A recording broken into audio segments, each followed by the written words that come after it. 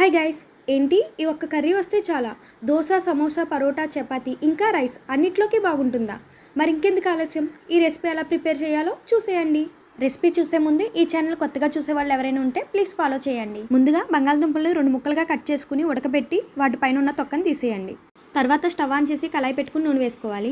నూనె వేడయ్యాక పోపు దినుసులు, వెల్లుల్లి రెమ్మలు వేసి వేయించుకున్నాక ఎండుమిర్చిని కూడా వేయించుకోండి. ఇప్పుడు పోపుని అలానే ఉంచేసి ఎండుమిర్చి మాత్రమే ఒక ప్లేట్లోకి తీసుకుని చల్లారనివ్వండి. తర్వాత ఉడకబెట్టిన బంగాళదుంపల్ని స్మాష్ చేసి పోపు ఉన్న కళాయిలో వేసుకుని 1/2 స్పూన్ పసుపు వేసి కలుపుకోవాలి. ఇప్పుడు చల్లార్చిన ఎండుమిర్చిని దంచుకుని వేసుకోవాలి. అలాగే రుచికి సరిపడా సాల్ట్ వేసుకుని కలుపుకోండి. దీనిలోకి మీకు కావాలంటే గరం మసాలా కూడా యాడ్ చేసుకోవచ్చు.